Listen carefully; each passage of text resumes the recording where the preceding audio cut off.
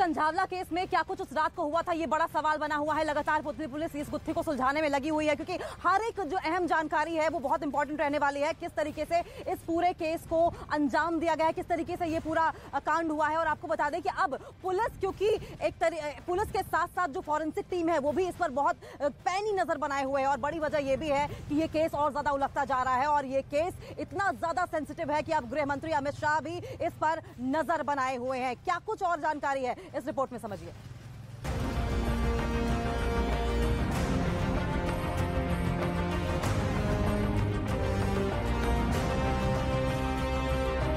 दिल्ली की सड़क पर दौड़ती कार की तेज रफ्तार, और फिर हर कोई सन्न रह गया। कंझावला केस में बड़ा पर्दाफाश, रिपोर्ट ने खोली खौफनाक रात की हकीकत। नए साल पर हुई इस खौफनाक घटना की तस्वीर जिसने भी देखी वो सिहर उठा, जहां तेज रफ्तार से कार दौड़ती नजर आई। उस गाड़ी के नीचे फंसी एक लड़की करीब 12 किलोमीटर तक घिसटती चली गई और फिर सड़क पर ही उसकी लाश बरामद हुई। पुलिस ने एक एक कर कार सवार 5 आरोपियों को गिरफ्तार कर लिया। इस दौरान लड़की से दरिंदगी के आरोप भी लगाए गए, लेकिन एक रिपोर्ट ने उस खौफनाक रात की एक एक सच्चाई को खोल कर रख दिया है। आखिर क्या हुआ था उस रात? ये वो सवाल है जिसका जवाब हर कोई जानना चाहता है, क्योंकि उस रात की एक एक वीडियो लोगों के रोंगटे खड़े कर देती है। ऐसे में फॉरेंसिक टीम ने घटना से लेकर कार का एक एक नमूना लिया और दावा किया जा रहा है कि एफएसएल की टीम को कार के अंदर लड़की की मौजूदगी के सबूत नहीं मिले। इसके साथ ही कार के अंदर खून का नमूना नहीं मिला।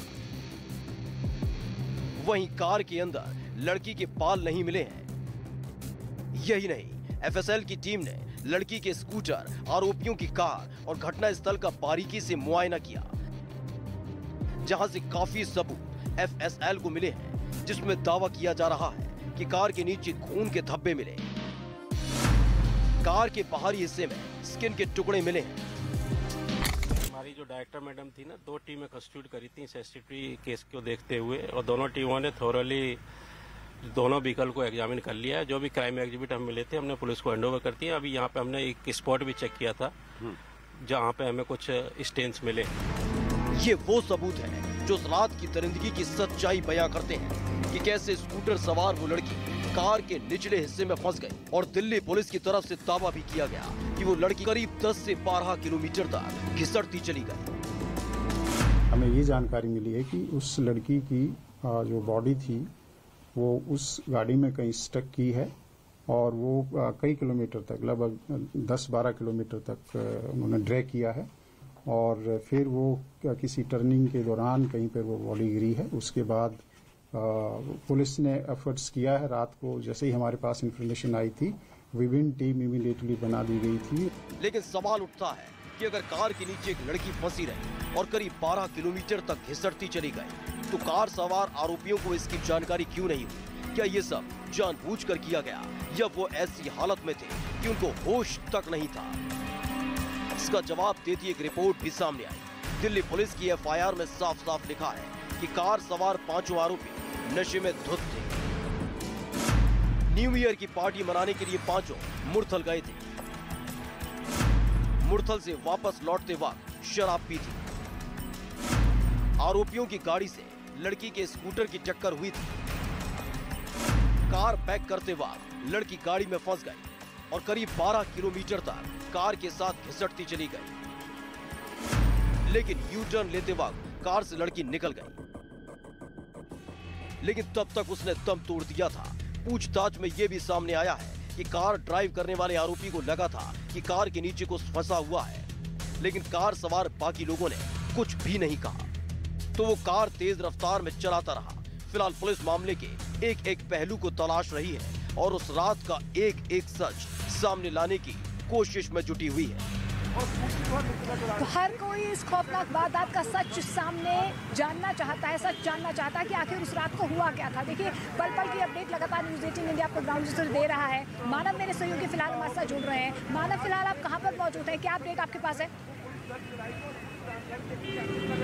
देखिए पल पल नई जानकारी इस पूरे मामले में मिल रही है। ये भी खबर सामने आई कि पीड़िता ने होटल के कमरे बुक कराए थे, साथ में जो उनकी दोस्त थी उन्होंने भी कमरे बुक कराए थे। लेकिन बड़ी बात यह है कि करण विहार के हर गली को और हर दुकान को यहाँ पर बंद कर दिया गया है। ये वो गली है जिसमें पीड़िता का घर है।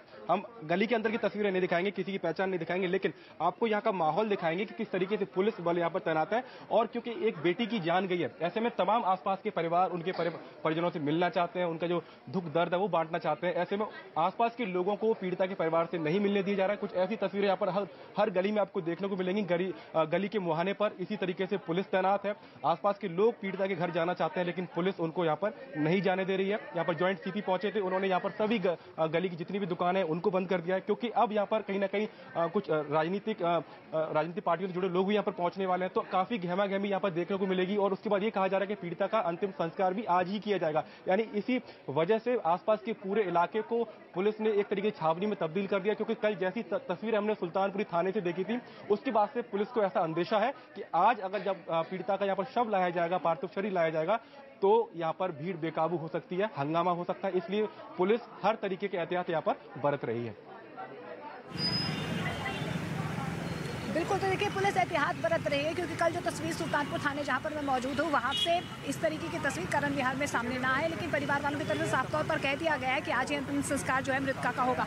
लेकिन पोस्टमार्टम रिपोर्ट का इंतजार किया जा रहा है। पोस्टमार्टम रिपोर्ट से ही खुलासा हो पाएगा कि आखिर उस रात को क्या हुआ है। लेकिन आज बहुत ज़्यादा डेवलपमेंट्स हुई। सबसे पहले तो सीसीटीवी फुटेज सामने आए जिसमें मृतका के साथ उसकी दोस्त को देखा जा रहा है। दूसरा ये कि मृतका अपने दोस्त के साथ एक होटल में रही थी। लेकिन तीसरा ये है कि पोस्टमार्टम रिपोर्ट आ जानी है, दोपहर बाद पोस्टमार्टम रिपोर्ट आएगी। कई अहम खुलासे आज इस पूरे मामले में हो सकते हैं।